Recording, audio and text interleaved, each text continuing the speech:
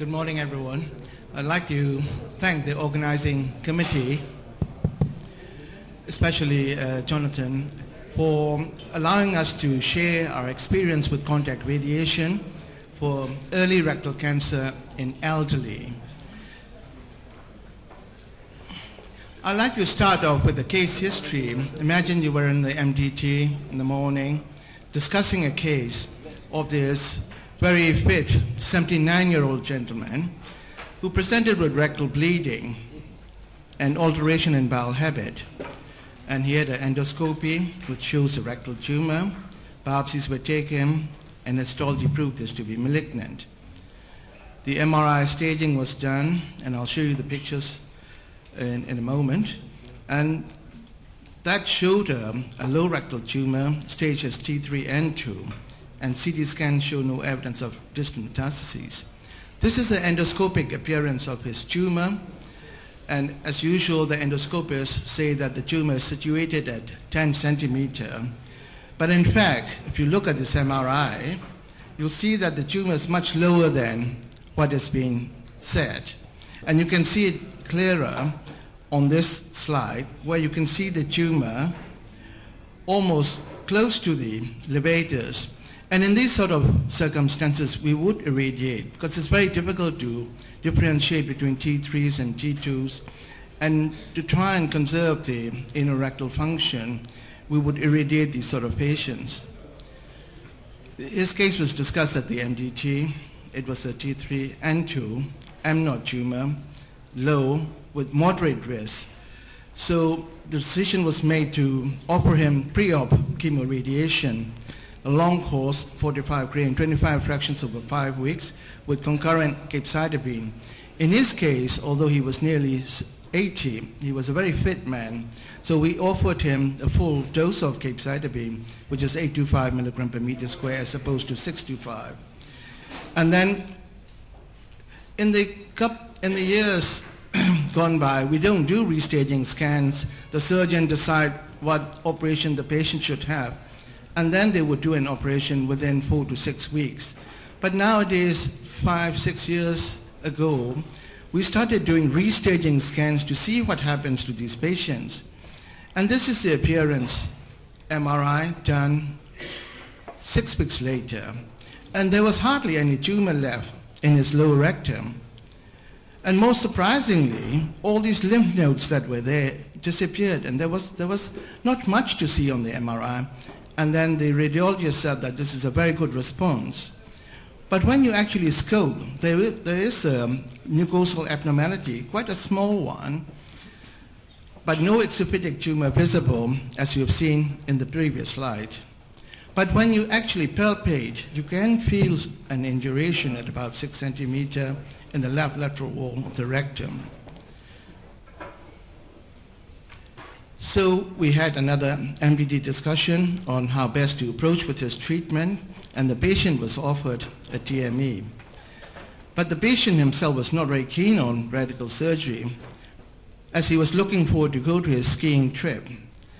And then he doesn't want a stoma, and he refused the operation because he doesn't want a permanent stoma. So everybody panics, and then there was another MDT discussion. And then, because there was a residual abnormality, I offered him contact radiation boost to improve local control. The contact radiation boost was given in 3 fractions, 30 gray times 2, and then the 25 gray later. So in total, the patient received an equivalent dose of 160 gray, which is about 3 or 4 times more than what they would normally receive with the external beam. This is the biological equivalent dose, which is very high. But we get away with that because the boost dose that was given with Papillon was only 5 cc, as opposed to a liter or 1,000 cc's of external beam radiation. So you can imagine how small the area that was irradiated with the Papillon with a very high dose. But then, because it's a very small area, we got away with that. And this is how the patient is set up. And there is a camera at the tip of the machine, which is projected onto the screen, which you can see. And during the irradiation, you can actually see what we are irradiating.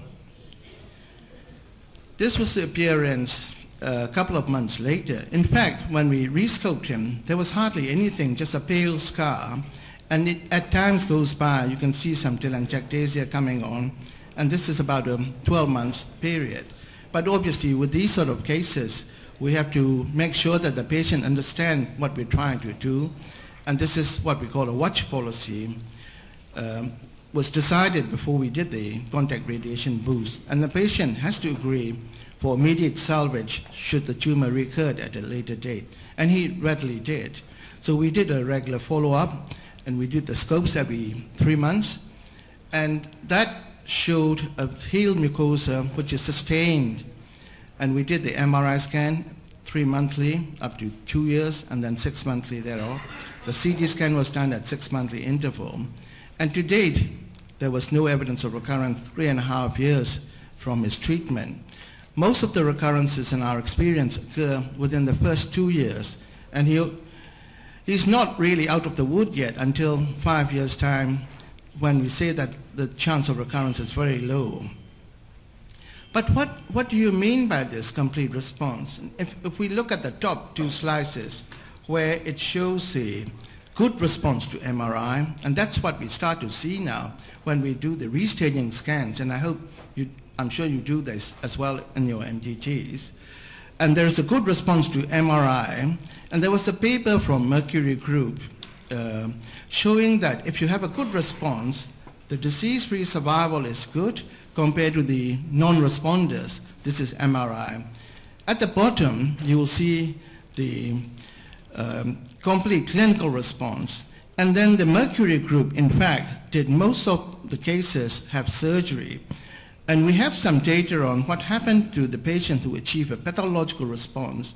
And again, when there is very little tumor to be seen, no lymph nodes after the radical surgery, the responders do much better compared to the non-responders. And that's the ethos that we try to operate in Liverpool and decide on how we offer these patients contact radiation to improve that complete response, which can translate into pathological response. This patient is now skiing every year, and this is a picture of him taken this year. He's now 82, good bowel function, and he was very pleased that he didn't require a permanent stoma. He had a good control of his motions. If you look back and then say what the options are for this gentleman, the standard of care in UK, and I'm sure this applies to your country as well, is the surgical care is for the mid and upper rectal, it's a TME. But for lower rectal tumor, you have to still do an APR. But when you do a standard surgical of care, it's not without problems. You have the problem with the mortality, you have a problem with morbidity, and this little red people in this 1,000 picture shows the mortality you can get. This is the data from the Dutch group. Harm Rutten actually was the first author on this paper, and you can see a lot of morbidities that goes through. And then these little blue ones are the recurrences. But there is a lot of mortality and morbidity associated with standard surgery. There was a paper in the cut about 5 years ago with this title.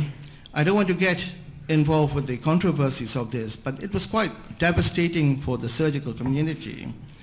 But what it shows clearly was variation across the NHS trust in England in that time frame, which was quite a few years now. And there's a lot of variation where some hospitals are offering AP resection in half of these patients, whereas others are offering just under 10%. What I got from this data is it's a large cohort of patients, 30,000 cases. There were 16% with early rectal tumor. By early, I mean T1, T2. And nearly a third of these patients with early rectal tumor end up with the AP resection, which is clearly not acceptable. But why do you do local treatment? The morbidity is much lower, the mortality is much lower. For patients, as I've demonstrated, much better quality of life. And for some patients, avoidance of stoma is utmost. But the people who are against local treatment will say, oh, there's not much patients with early tumors. And the textbooks, even the Cancer Research UK figures, state that the T1, T2 tumors are about 11% from the data that they've collected earlier.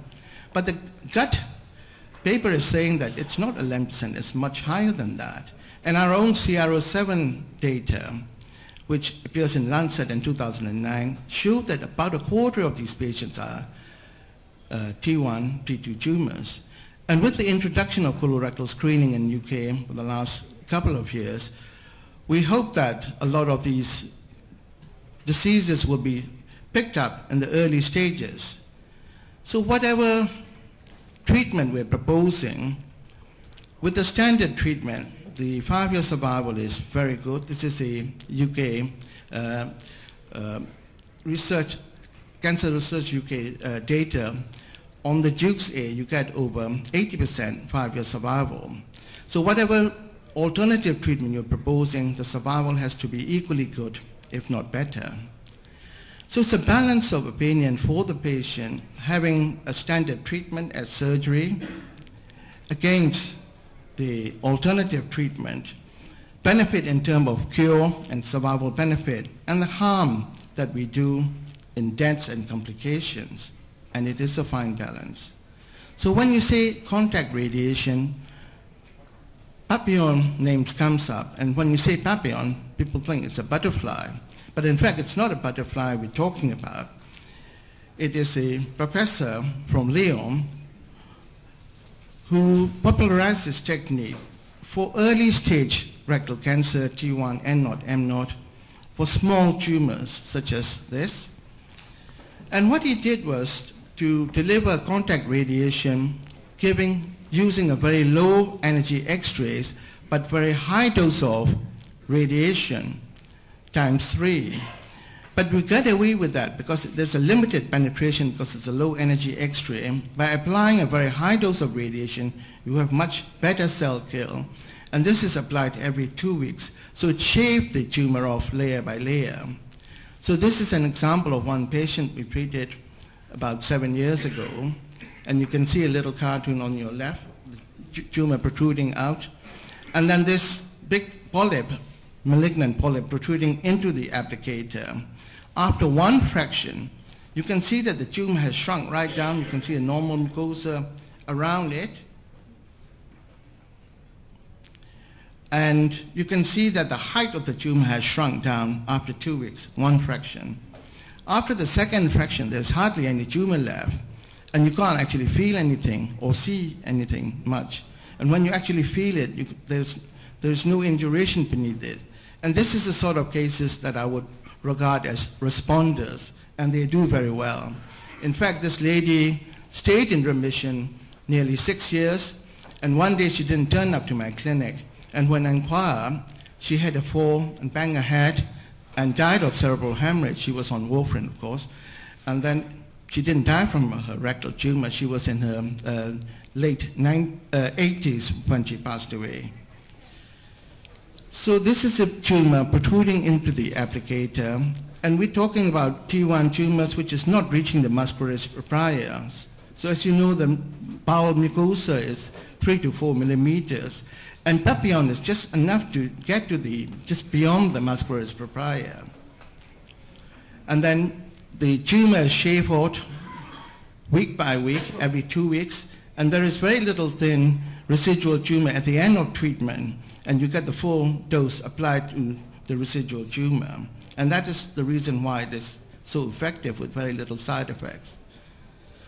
This is the world data on Professor Papillon himself, treating over 300 patients. Professor Jarrard is my mentor and my teacher. He's now treated over 200 patients.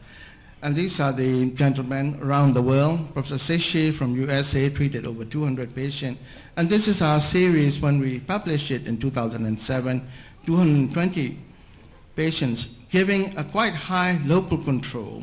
The survival wasn't quite as good because these are elderly patients who died from other causes, as in the lady that I've alluded earlier. So I would like to share some experience with our preliminary data On the patients that we treated, we've now treated over 700 patients over the 20-year period, but we looked at the later part of the cohort. The reason is we have now got full MRI staging, we have now got full histology, and there were 316 patients we looked at that were treated radically with the aim to cure. 17 were excluded because they were synchronous and tumors, the histology wasn't reliable and so on. And 6 patients had a very short follow-up for other medical reasons. So we excluded those. So if you look at the patient's age group, male predominant, and then those are the 4 groups where I would concentrate on the top group where they have only received radiation only. But our other main group was post-resection, because these are the polyp that were thought to be benign but found to be a malignant fossa in the polyp, and they would be offered contact radiation and external beam depending on the histology. Most of these patients would have been offered completion surgery, and this is a group where the patient is either elderly or refuse AP resection if they're low. And the pre-op group is fairly low, and Mike Hirschman, who's my next speaker, will talk a bit more about that. So it's the first 132 patients. This column shows the pre-treatment staging, and you can see that patients who achieve complete response, there were high numbers of patients. For early stages, the response is much higher. We all know about the data from Habagama, and her cohort is mainly T3s and more advanced T3s. And the downstaging for her data is only about 27%. Whereas for the small early tumors, the downstaging is much more high, as is shown in our cohorts. But more important, if you look at the overall survival, the responders do very well, and majority of these are good responders, over 80%, compared to the non-responders. In that the responders, there were over 90% who survived first year, second year, again, over 90%. And even in the third year, like in the gentleman that I've alluded earlier, it's over 80%. We have published our first data in colorectal disease that was 10 years ago, and I'm pleased to say that both Mike Hirschman and Carol Myint are in the audience, and we showed that these are the stages, and most of these are early stage tumors, less than 3 centimeter. The local control is over nearly 90%, and the survival is 79%. And there were very little local recurrences and distant recurrences. This was published in colorectal disease, and I'm hoping to publish our recent cohort in the colorectal disease sometimes next year. And the second publication was in the clinical oncology, which is a special edition of the roll culture radiologist. I was asked to edit the special issue, and the second cohort group were published in this. The first cohort was 100 patients. This is 220, so double of that figure from 92 to 2007. Again, the complete response is quite high for these early small rectal tumors, and the recurrence rate when they respond are very low local recurrences, very few distant relapses, and very few local and distant relapses. And again, that is in a paper that Mike Hirschman wrote as the first author, published in this series. So selection is very important, and it has to be rectal adenocarcinoma, less than 3 centimeter, histologically well to moderately differentiated tumors, not poorly differentiated ones. They have to be mobile, exophytic tumors, and then radiologically staged as T1 or T2. But it is very difficult to try and differentiate between the T1 and the T2 tumors, but we don't want anybody with the suspicious lymph nodes. This is the sort of polyps that we're talking about. MRI stage, confined to the bowel wall, as you can see, with no suspicious lymph node. And we try to do intraanal ultrasound, and you can see the tumor confined within the muscularis propria. There are side effects, of course. In the 100 patients that we looked at from 2009 to 2011, this will be a poster at the Association of Coloproctology meeting in Liverpool. There are some patients who had proctitis, and this is persistent proctitis after a year. There were 2 of them who had pain, and that later settled. But the main side effects is bleeding, and that occurs in about 15%. Again, these are the patients who continues to bleed after 12 months. And 2% of these needed argon to try and obliterate the bleeding. There were no patients with stenosis, no patients with fistulation, and there were no treatment-related mortality. This is the sort of appearance that you see after the treatment, a superficial ulcer. It can take up to 3 to 6 months before it heals, and it is important not to try and biopsy this area, because when you feel it, this is quite a soft superficial ulcer that with no induration underneath. And this is the appearance of the papillon scar, which heals, and that takes about 6 months to a year. You can see these telangiectasia appearing, and they can bleed from time to time, and about 5% needed argon to treat the bleeding. This is a patient who had TEMS earlier, and we see in our initial series of some stenosis about 2%. And this is one patient who had TEMS, quite a long scar, had external beam and papillon, and you can see a stenosis, which we have to treat gently. Most of these are asymptomatic stenosis. And people will wonder what happened after a couple of years, and I always ask my surgeons to send me the pictures when they did the flexiscope. And this is the appearance 10 years later, kindly provided by Dr. Paul O'Toole. He's a gastroenterologist. This is the patient we treated 10 years ago who had an EMR, and you can see some papillon scar there. This is an elderly gentleman. He was our first patient who was 99 when we treated him. And then he was 104 before he passed away. When he became 100, he said, I got the telegram from the Queen. So I said, I've never seen the telegram from the Queen. Can I have a look? And he brought it, and he showed me the telegram. As I was leaning down to take a picture, he said, she didn't actually sign it, you know, Dr. Myint. So when I looked at it, it was electronic signature. And when she became the Queen 60 years ago, she was signing all these telegrams with her own fair hand. But nowadays there were thousands of these guys. Because the population is aging, the normal cohort that we see, 70 to 80, is moving towards the right. And you see that on the slide, which is the UK government statistical data. 1.5 million will become over 3 million in 20 years' time. And this is not just confined to UK. This is the European data, which I got from Professor Boras from Barcelona last week in Rome. He was showing the data where the waist will gradually shrink. These are the elderly patients, and the top lines will expand. And this is a global thing, and I'm sure this will apply to Israel as well, where the 80+